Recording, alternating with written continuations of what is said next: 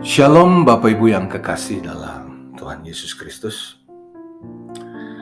Hari ini kita akan merenungkan satu bagian firman Tuhan yang sangat menggugah hati kita tentang penghukuman Tuhan terhadap Yerusalem dari Yeskel 14 ayat 12 sampai dengan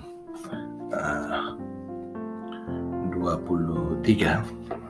Firman Tuhan ini kiranya dapat memberikan sedikit pencerahan buat kita dan menjadi gambaran apakah kita dalam kebingungan atau kita dalam ketenangan, apakah firman ini menolong kita menjadi logika kita ataukah menjadi sesuatu estetika kita dan etika kita, sehingga kita belajar dari tiga orang ini, ya. Tiga orang yaitu Nuh, Daniel dan Ayub. Nuh, Daniel dan Ayub, ketiga tokoh yang kita akan tahu bahwa hidup mereka itu sungguh menjadi orang-orang yang benar di mata Tuhan, orang-orang yang saleh, orang-orang yang jujur, dan kesaksian hidup mereka, ya, sungguh memuliakan nama Tuhan. Kesaksian mereka diakui oleh Tuhan sendiri dan juga diakui oleh manusia, sehingga kita belajar dari ketiga orang ini. Mari kita berdoa. Tuhan Yesus yang ada di sorga, kami mengucap syukur dan terima kasih atas kesempatan yang Tuhan berikan supaya kami dapat melihat segala situasi di akhir zaman kami ini. Ya Tuhan, kami hidup di dalamnya dan kami hanya mengandalkan Roh Tuhan yang dimateraikan di dalam kami, Roh Tuhan, Roh Kudus, Roh Kristus yang menolong kami untuk menaikkan doa-doa kami secara pribadi. Ya, terima kasih ketika kami menerima Yesus sebagai Tuhan dan Juru Selamat, maka Roh itu dimateraikan di dalam kami. Roh itu menolong kami untuk mengajar kami, untuk memberitahu kebenaran yang diajarkan oleh Tuhan Yesus. Roh Kudus juga menginsafkan kami kalau kami duniawi. Roh Kudus menginsafkan kami, bahkan ketika kami hidup dalam perkara-perkara yang duniawi, Roh Kudus mengingatkan kami bahwa kami hidup sudah tidak di dalam kebenaran. Dan bahkan Roh Kudus juga akan memberitahu kami tentang hal-hal yang akan datang. Terima kasih Roh Kudus yang memimpin mengurapi kami dalam renungan kami hari ini. Terima kasih Tuhan Yesus, kami berdoa. Amin. Nah, saudaraku yang kekasih dalam Kristus, mari kita lihat sebentar tentang tiga orang ini, ya. Kalau kita memberikan satu tema kepada firman Tuhan ini adalah hidupku di mata Tuhan dan kesaksianku di hadapan manusia.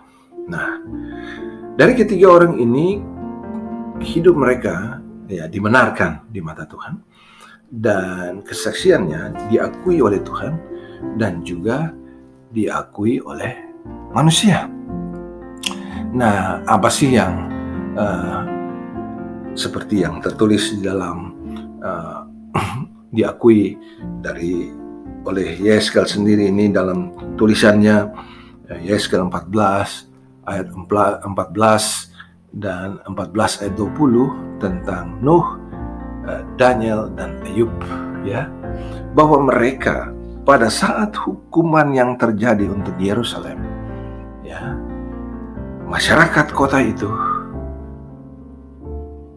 tidak dapat menyelamatkan diri sekalipun ada ketiga orang yang luar biasa ini, ya, Nuh, Daniel, dan Ayub. Mereka hanya menyelamatkan diri mereka sendiri. Tentu sesuatu yang tragis kalau kita mempunyai gembala yang penuh urapan, ya, gembala yang penuh dengan karisma, karunia yang luar biasa yang dapat memajukan memajukan jemaatnya, tiba-tiba dia mati duluan, ya. Dia mati duluan, tinggalkan jemaatnya sendiri, sehingga jemaatnya akan kebingungan dalam situasi saat ini. Apa menjadi patokan? Ya. Inilah saatnya di mana kita mempunyai hubungan relasi secara pribadi dengan Tuhan, sehingga kita perlu mendekatkan diri secara pribadi dan belajar dari ketiga orang ini, ya. Nuh seorang yang sejak lahir dikatakan bahwa Lameh memberikan anak laki-laki ini, ya, dengan nama kata Lameh dalam Kejadian 5:28-29. Anak ini akan memberi kepada kita penghiburan dalam pekerjaan kita yang penuh susah payah di tanah yang telah terkutuk oleh Tuhan. Nah, Nuh hadir. Dia sejak lahir sudah ditetapkan oleh Tuhan sebagai anak yang memberikan penghiburan dalam pekerjaan yang penuh dengan susah payah di tanah yang terkutuk, ya.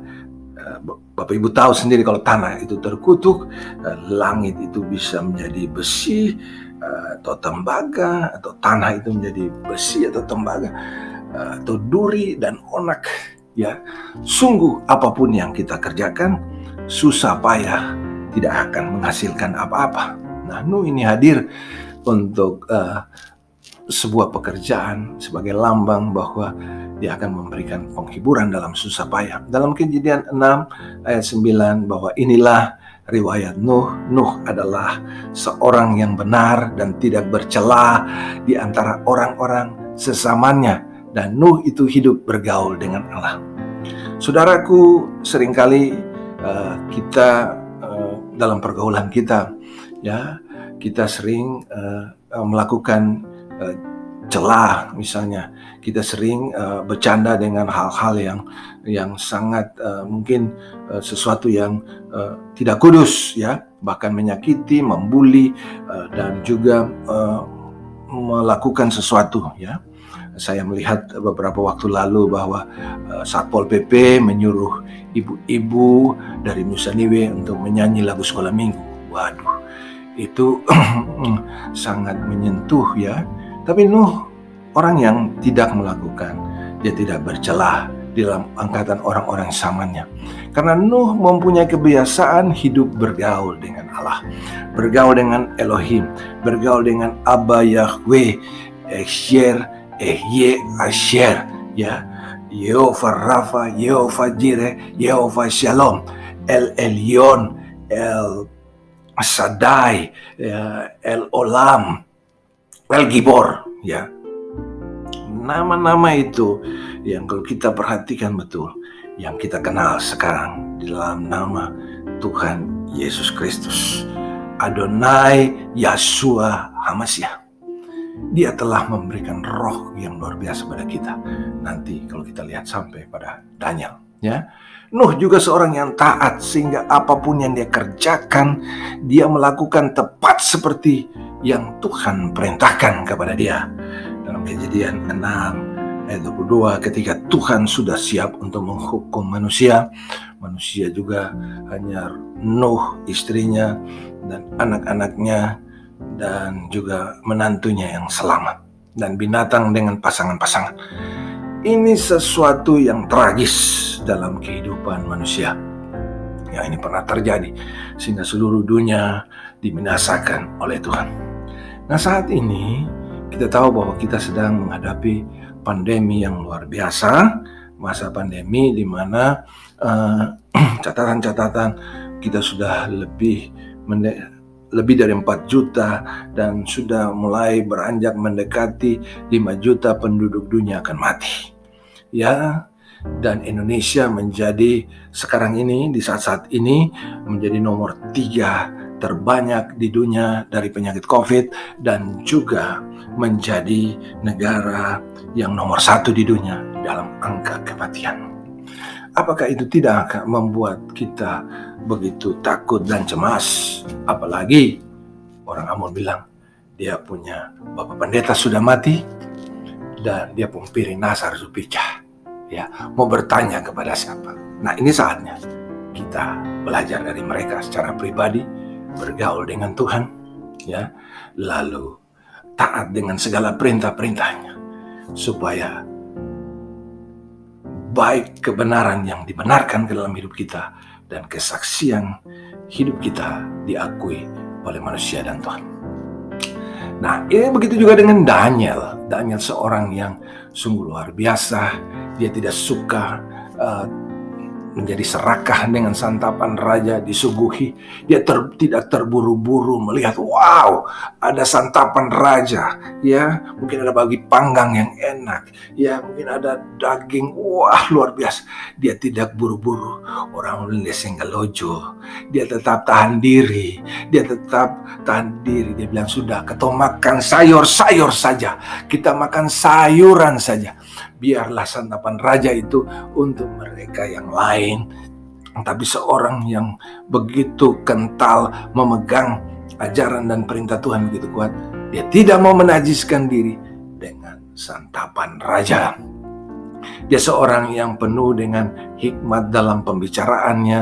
Dia seorang yang cerdik ketika dia berkata-kata, sebab dia mempunyai pengertian tentang berbagai-bagai penglihatan dan mimpi.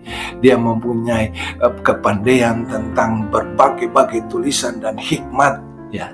Itu dalam Yakni 1 ayat 17. Dan bahkan Daniel ini seorang yang mendapat hak yang istimewa dari raja ketika dia bisa menafsirkan mimpi raja dengan artinya, sehingga dia mendapat jabatan melebihi dari wakil-wakil raja yang lain, ya. Jadi Daniel ini seorang yang luar biasa. Dia seorang yang suka berdoa. Ketika orang-orang dalam Daniel 6 ayat 11, orang-orang bergegas masuk mendapati Daniel sedang berdoa, ya. Dia sedang memohon kepada Elohimnya, Elohim yang dia percaya, Elohim pencipta langit dan bumi. Nama-namanya tadi saya sudah sebutkan. Ya, Bapak Ibu yang kekasih, ya, Daniel seorang yang suka berdoa, Daniel seorang yang suka berpuasa. Ya, Daniel mempunyai roh yang luar biasa, sehingga raja pun menempatkan seluruh kekuasaannya dalam kerajaan itu untuk Daniel bisa mengendalikannya. Ya, Daniel 6 ayat 3. Ya, kita bersyukur sekarang bahwa ada jabatan-jabatan penting yang diberikan kepada anak-anak Tuhan di negara kita untuk mengendalikan situasi dan kondisi saat ini. Ya, ketika kita sedang dalam situasi saat ini, kita lihat bahwa ada pejabat-pejabat yang seiman dengan kita mendapat posisi untuk mengendalikan negara Indonesia ini, ya. Saya tidak usah sebut nama, saya juga saudara akan tahu siapa orang-orangnya. Bahkan di Maluku sendiri, kalau kita perhatikan, dari pejabat-pejabat militer semuanya itu adalah orang-orang percaya kepada Tuhan. Jadi kita tetap berpengharapan yang kuat, berpegang teguh secara pribadi, mempunyai relasi yang kuat dengan Tuhan, suka berdoa, suka berpuasa, rajin baca Alkitab, sehingga kita punya pengetahuan dan pengertian yang luar biasa. Kita rajin membaca tulisan-tulisan, buku-buku yang bermanfaat, sehingga kita punya pengertian. Tentu jangan kita lupa bahwa roh yang ada dalam kita adalah roh yang lebih besar dari segala roh yang ada di muka bumi ini. Roh yang sangat luar biasa. Roh Kristus, roh kebenaran, roh kudus, roh Mesias. Dia menempati bagian dari tubuh kita. Dia menempati bagian dari tubuh kita sebagai tempat penyembahan dalam roh dan kebenaran. Dialah yang menolong kita untuk menaikkan doa-doa kita dalam keluh kesah kita di hadapan Bapa yang kudus. Kepada Bapa, kepada Anak Tuhan kami Yesus Kristus, roh ini menaikkan segala keluhan. Ketika kita tidak mampu berdoa, roh menolong kita. Ketika kita ada dalam situasi dan duniawi sekalipun, roh menginsafkan kita bahwa kita harus hidup di dalam kebenaran sesuai dengan perintah-perintah yang Tuhan Yesus telah ajarkan kepada kita. Bahkan tidak cukup itu, roh memberitahu kita tentang hal-hal dan masa depan kita. Ya, Bapak Bapak Ibu yang kekasih, Daniel seorang yang Tuhan selalu berfirman kepada dia, dan dia menulis firman itu sungguh luar biasa. Tapi ada bagian firman yang Tuhan katakan, pergilah Daniel, sebab firman ini akan tinggal tersembunyi dan termaterai sampai akhir zaman. Daniel 12 ayat 9. Terkonfirmasi oleh Tuhan Yesus sendiri dalam Matius 24 ayat 15. Jadi apabila kamu melihat pembinasa keji berdiri di tempat kudus menurut firman yang disampaikan oleh Nabi Daniel, para pembaca hendaklah memperhatikannya.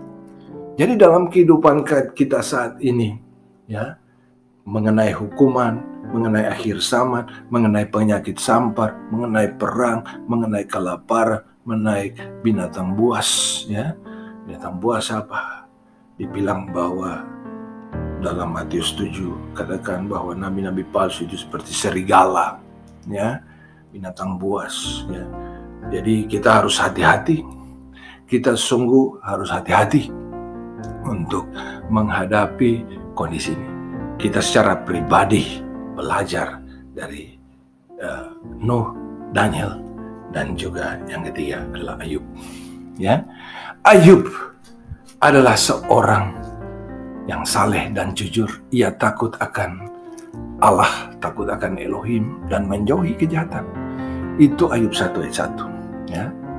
Jadi setiap kali juga Ayub memanggil anak-anaknya, menguduskan mereka, dan berdoa supaya persembahan-persembahan yang dia persembahkan itu menyelamatkan anak-anak.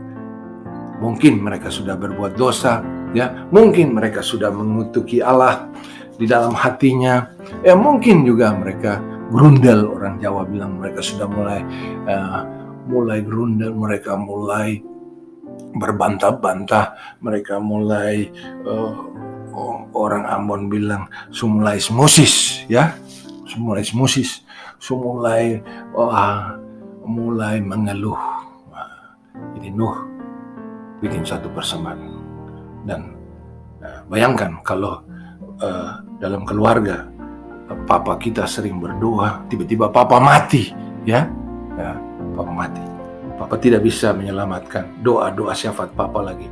Tidak bisa menyelamatkan anak-anak perempuan, anak laki-laki, istri, atau siapapun di dalam keluarga.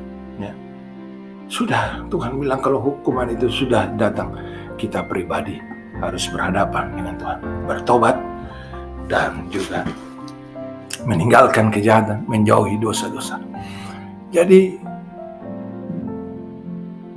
Ayub ini seorang yang penuh dengan ketekunan, bahkan di dalam bencana yang menimpa dia, ya, satu tragedi oleh iblis yang menimpa dia, satu penyakit yang menimpa dia, dia tetap berpikir benar dan baik bahwa Tuhan tidak mungkin berbuat sesuatu yang kurang patut kepadanya. Ayub tidak berdosa sama sekali. Dia tidak mau menyalahkan Tuhan dalam hal ini. Sekandatipun teman-temannya datang menasihati dia bahwa dia sudah berbuat salah di hadapan Tuhan. Ayub dalam situasi pun sahabat-sahabat demikian, dia meminta supaya Tuhan memberkati sahabat-sahabatnya, memulihkan keadaan Ayub. Tuhan memberikan kepada dia 2 kali lipat kepunyaan seperti yang pernah dia miliki. Ya, Bapak Ibu yang kekasih, bukan hanya itu, Ayub diakui oleh Yakobus, saudara Tuhan Yesus, yang menulis surat Yakobus dalam Yakobus 5 ayat 11. Ya, dikatakan sesungguhnya kami menyebut mereka berbahagia, yaitu mereka yang telah bertekun. Kamu telah mendengar tentang ketekunan Ayub, dan kamu telah tahu apa yang pada akhirnya disediakan Tuhan baginya, karena Tuhan Maha Penyayang dan penuh belas kasihan. Bapak Ibu yang kekasih dalam Tuhan Yesus, ya, kita sudah merenungkan dan melihat dari ketiga orang ini, ya, yang sungguh memberikan suatu arti penting untuk kehidupan kita. Dan kita mempunyai seorang pembela di sorga, yaitu Yesus Kristus. Dia imam besar agung kami, yang siang malam ketika kita didakwa oleh iblis, Yesus adalah pembela kita.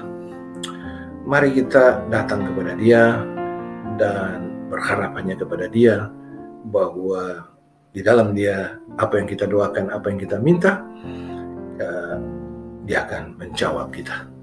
Kita tahu bahwa apa yang kita andalkan, apa yang kita pikirkan tentang siapa diri kita dan siapa sesama kita, baiklah kita mengulas baik-baik menurut logika dan pikiran Kristus yang katakan bahwa hendaklah kamu wajib hidup sama seperti Kristus telah hidup.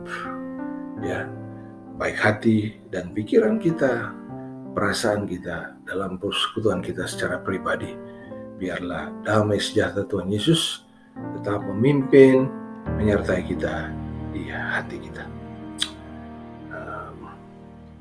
Demikian firman Tuhan. Berbahagialah kita yang mendengar dan menyimaknya baik-baik. Mari kita berdoa.